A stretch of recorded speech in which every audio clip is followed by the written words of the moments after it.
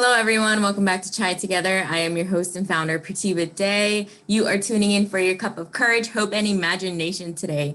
Today, we have with us my special friend, Miss Wynn Charles.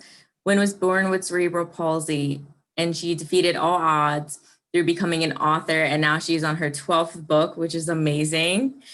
Her memoir, I Win, is an amazing story of how she remembers her life with cerebral palsy. As a competitor in the Kona IronMan Triathlon and motivational speaker, Wynn Charles is truly an inspiration to many. She's also an advocate for veterans across the world. Welcome, Wynn. Well, thank you for having me on. And Finally. finally, I know we had scheduling Yes. issues, and then finally my schedule changed. And I'm like, I'm going to do this interview. I'm going to do this interview. And you And are. for those of you that don't know who I am and thinking, what is Porter doing interviewing this stranger with this strange alien disability? Oh, It's not the alien disability. It's called cerebral palsy, and it's a lack of oxygen injury at birth. And I've had this gift for 33 years. I love that you call it a gift. I, Congratulations. well, thank you. But it took me a long time to, it took me from the time I was in seventh grade to after my father died to Mm, figure out that this is my gift and this is my strong point, and communications is my strong point because 1 month after my father died, mhm, I got emotionally and physically abused. So then I had to start questioning, okay, what is CP? Because at the time I was only told you have CP. I wasn't told anything else. So little journalism me, um, journalism me goes, well, I'm going to research what is CP. So I literally typed that into Google, and I was in a high school English class class at the time. And I'm like, oh boy, here we go. What is CP resulted in 1,000 babies getting diagnosed with mhm. cerebral palsy, and then time went on, and then I'm like, okay, now since I've been emotionally and physically abused, and I want to make one thing clear: my stepmom didn't do it, my stepsister didn't do it, my aide that was working with me at the time didn't do it, and my aunt came in with my other aunt as her witness, and my aunt just made a heck of a mess, and so that is why. And then I put the, because after that I got emotionally and physically abused, I started questioning in my heart and in my mind, why do I need help? Why do I need help? There's something more to this than just I have CP. What's the complexities of it? And I remember asking a physical therapist friend of mine and a PT student. I said, and mind you, I was only told by my mom in seventh grade that I have CP, and she goes, "You have CP, now go have a nice day." So, and I'm like, okay, that is that. And she never told me it's a neurological condition. She never sat me down and said, you have CP. This is how you deal with it. This is how it's a neurological condition, and you either deal with it gracefully or you don't. And so by the time 2020 hit, I put the blade blue stick up again, and I asked the PT and the PT student, what is cerebral palsy? Because I wanted to know now. I wanted to know, since I've been emotionally and physically abused, why they did that. And they go, honey, it's a neurological disability. And they looked at me straight in the face and said that. Both of them said that. And I just about cried when I got home. I even called a friend and who worked with me in the past. And I said, did you know this? And she goes, yeah, I Googled it and I figured it out. And she goes, no one told you this thing. And I'm like, no. And so that's, and ever since then, I have considered my gift. I just want to say how strong you are, how intellectual you are, and just how beautifully together put your, together how you put your story. It's a bit of loss of words how you're so resilient through it all. And now you're on the other side of it because, let's just focus on the fact that people with a disability are abused in the sense of verbally, emotionally, and physically because people feel that they're inferior or because of their, disabled limbs or mental health that they won't be able to fend for themselves or retaliate when someone is abusing them, to make them feel weaker. And that's really a strong point, and I'm really thankful that you're sharing that you have the courage to do so. And I also gave up, well, started giving up wine on June 23rd, 2019. Mm. I was standing my standing in my garage. I had just gotten out of the car from a small, small birthday, post birthday dinner because somehow my abuser wanted to take all of us out to dinner. And so I'm like, okay. And then my abuser goes, well, this is how self-centered my abuser is and it was, um, because she's a heavy alcoholic and a heavy drug user, and I admit that fully. And then she goes, where's my cell phone? Where's my cell phone? Where's my cell phone? And it's like, I don't know where your cell phone is. And so um she go, well, we finally figured it out. She left it as she was doing what she did to me. She left it on a bench in my front hallway. Mm. And so we all come back. She's standing um, behind my stepmom's vehicle, and I'm standing talking to her, and she goes, I'll see you in the fall. And in my heart, I'm thinking, oh, no, you won't. Oh, no, you won't. You're going to get the next big thing is a good swift kick for what you did. And so she leaves, and then I have a awakening with a higher power, and Love that. like, you need to break the stigma of coming from an alcoholic family. And so I said, okay, within the next 2 weeks, I told my team, I told my stepmom, I said, I'm becoming sober because I was drinking to mask the pain Wow. of losing my stepmom, uh, losing my biological mom, and then losing my dad. And I had a drink the day he got diagnosed with cancer, and I went about my merry way. And then on June 23rd, the emotional abuse happened and physical abuse. And then it just stemmed from that. 2 weeks later, I got put in.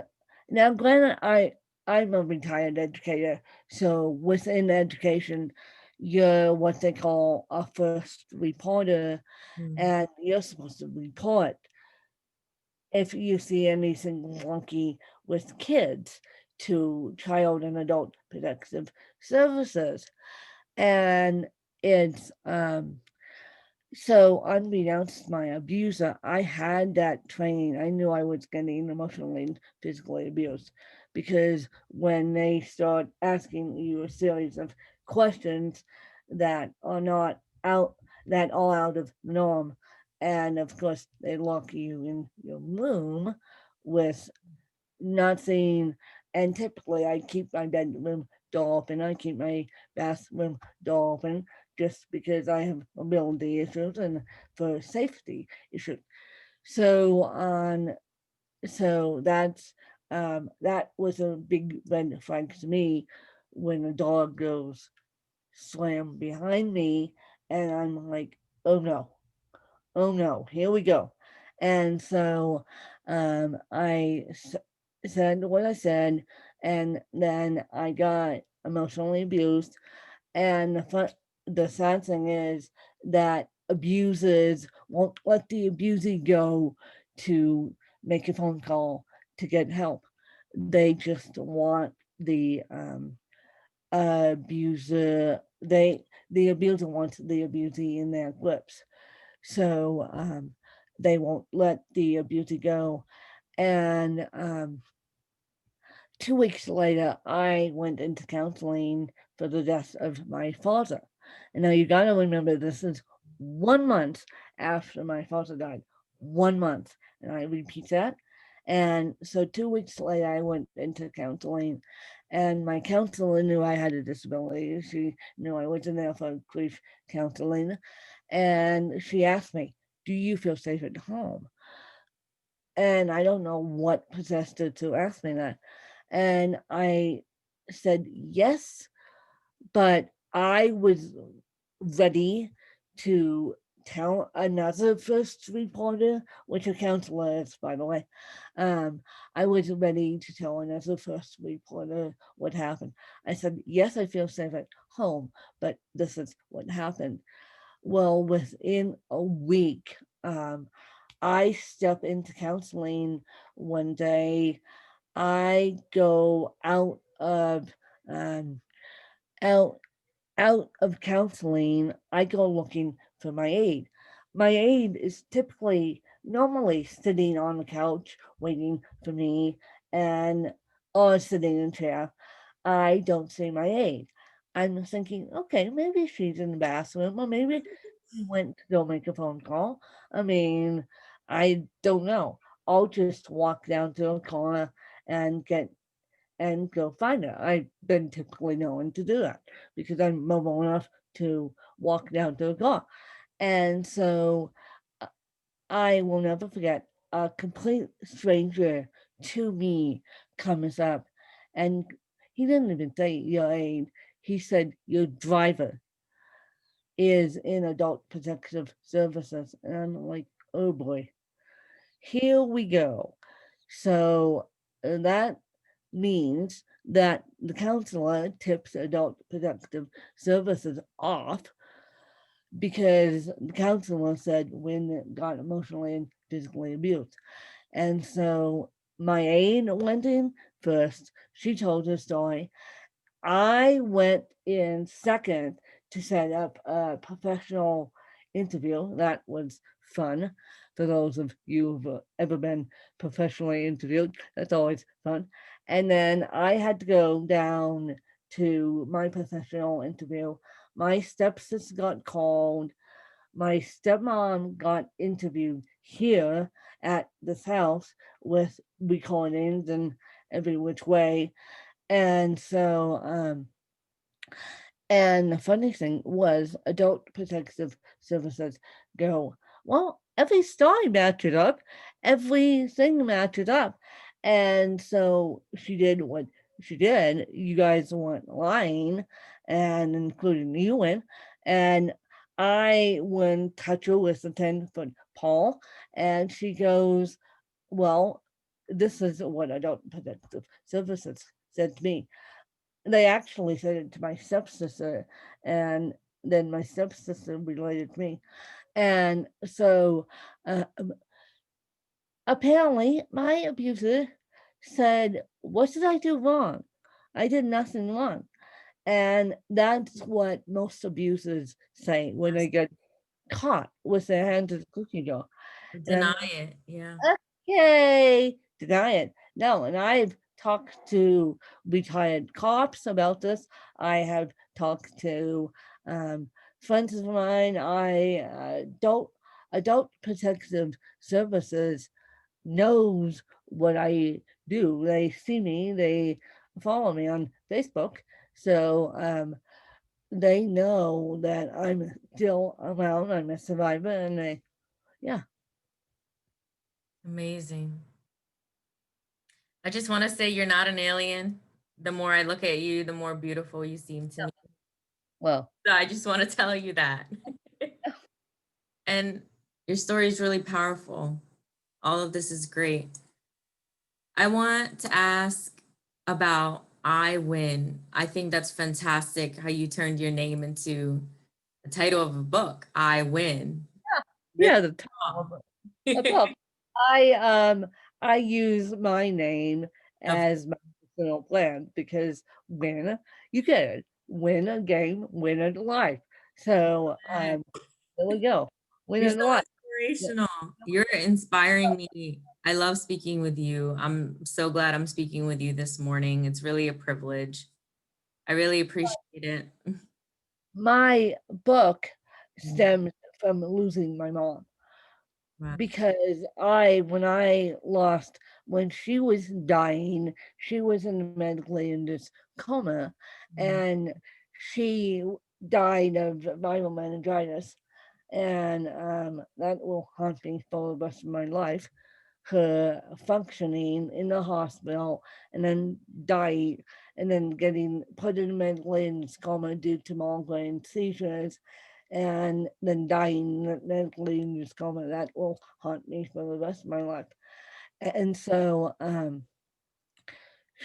as she was dying, her medical machines were going, I'm not kidding. They were making such a loud racket that the nurses didn't even give a flying rat's ass. They're so used to this that, um, and she was parked right by the nurses station. They're so used to it that they didn't even give a flying rat's ass. I I'm walking down the hallway. She's saying to me telepathically, "Help me, help me, help me." I am scared, and so I walk in. I make everyone leave me alone. I say, "I love you, mom. I love you, mom. I love you, mom," over and over and over again to the point where I was blue in the face. And then I said, "Well, since we're going through this situation, do you mind if I write a book?" She goes, yeah, write that book as long as it's not too mentally heavy, and then as long as it's not a tell all book. And I'm like, okay. And she's like, okay, I'll even do you one better. I'll give you the title of it. And she goes, why don't you stick an I in front of your name? Wow. Wow. And so that was that. And Wow. then I wrote that book, gave myself a year and finished that book. And then I took a couple years off to do marketing for that book. Then I wrote a bunch of novels, and I will be working on my 12th and 13th book. And that's going to Wow, take a Win. bit of time. And I also have a podcast Yes. too, Ask When, because it, which I'm going to invite you on Yeah. so eventually. And so what Ask When has stemmed is it's really stems because I want to give back now. I want solo entrepreneurs and storytellers and full-time content creators to understand that we're all equal, but I also want to educate people about cerebral palsy. And when I had my awakening with God, God also said to me, look, you give up the alcohol, I'll put you on a different mission. That you don't know when I'm going to put you on a different mission. So when I went to Florida in October of 2019, I God said to me, well, since you've given up the alcohol, since you held your part of the promise to me, I'm going to hold my promise to you. I'm going to put you on a different mission, and your different mission is going to be speaking up for those who've been emotionally and physically abused. Yes, that's so powerful. I Hmm. really love that. When did you release I Win? When was that? I released I Win in October of 2010. Wow. So 10 years now you've written what year it's going to be about 13 books. That's fantastic that you go with such speed in writing your books. Do you find it to be easy when you write? What is your writing No, process? it- No. no, it's awfully slow. I Wow. can write. I hate the editing process. I Yeah. can write, and I feel like audio is my my sweet spot because I'm an audio learner Yeah. as well. So um, it's Mm. painfully slow because I can't type to save my life. I use speech dictation to write all my books. And in fact, I even have a speech dictation related book out. Mm. And That's amazing. So speak about your book releasing now, the 12th book. What is that entitled? that's, well, I have two. One is going to be a podcasting book and all about podcasting. And then one is going, which I haven't done yet, which I'm still planning it out in my heart and still planning it out in my head. And now I need to sit down and punk away at that. And I mean punk away, but I really haven't had time to Yeah. write it down yet. Write it down on a piece of paper, let alone a cell phone. But the second one is going to be about um, self help from a journalism point of view. Mm. And yeah, Talk a little bit more about that. Self-help from a journalism point of view. What does that mean? how to get self help from a journalism point of view, how to get self help in writing, Oh, okay. how to find your own self Mhm. and you're interested in writing. And I'm actually working with a publisher who focuses on self help. Wow. Is that like finding your voice? Yes, Yeah, yes, that's finding your voice. finding the voice. Yeah. Yeah, speaking of that, I know you've spoken in schools and institutions, correct? What's your experience been like? I have it well, this is before COVID, Mm. mind you. So it was lovely when I spoke at schools, but now I think my stage is the podcast realm and the audio realm because I can speak to thousands of listeners Yes. from my computer, from my laptop. Where can everyone find you? Everyone can find me. I hang out on Facebook. Everyone can find me on Facebook under Win Kelly Charles, CHAILS, and they can also find me on askwin.webelize.com, and they can listen to my podcast or they can subscribe to my podcast. Ask Win is everywhere, and Ask Win is also hooked up to YouTube Wow. on my personal YouTube channel.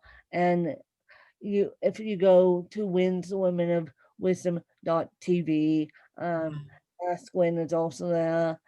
And then, yeah, Wins Wisdom. Is that what it's called? it's it was formerly named Win's Women of Wisdom. So I'm all over the place. You can um, find me on YouTube. You can find my personal channel on YouTube is Win Charles, and then my podcast where I spend most of my content creation time is Ask Win.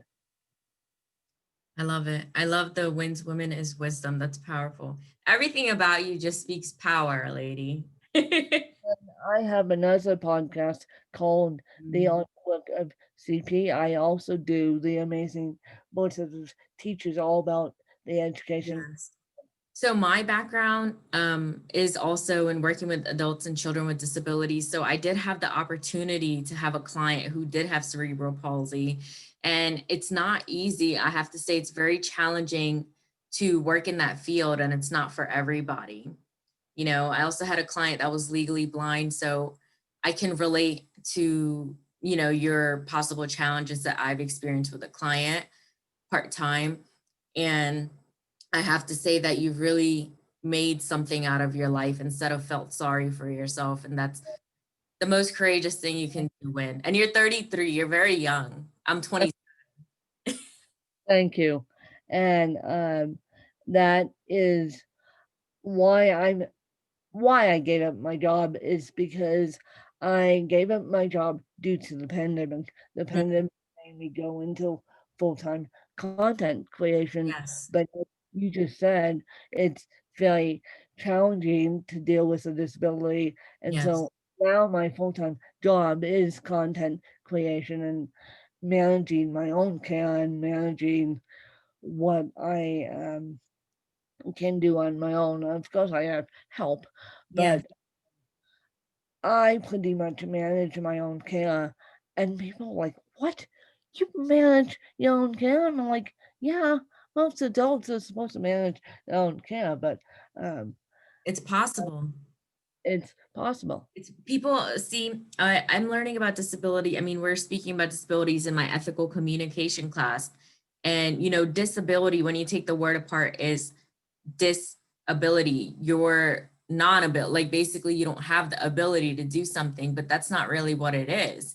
You know, the world really needs to, we're the ones, you know, the ones who don't have a disability need to adapt to people who do, because that's also normalized. You know, at some point in our life, we're all going to have a mental or physical condition that we will have to overcome. And most of us won't, some of us will. And that's life. So I don't feel anyone should look down upon someone with a disability, because that may be you one day, you know, to not judge people. Exactly. You hit the nail right on the head. It can happen to anyone. I really appreciate you being here today. Is there And anything let's talk more about your interest in supporting veterans. A Veterans Day just passed. That. Veterans Day just passed, and the Yeah. reason why I support vets the way that I do is because, and so many people don't know this story, but they do now. Um, I'm fortunate enough to be a granddaughter of two vets. Wow. So both my grandparents, both my grandfathers fought in the wars, and one of them fought on the beaches of Anzio in Italy eh, during the World War II.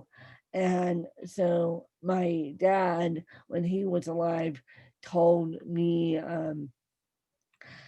how difficult it was for these vets to transition, and it's still difficult.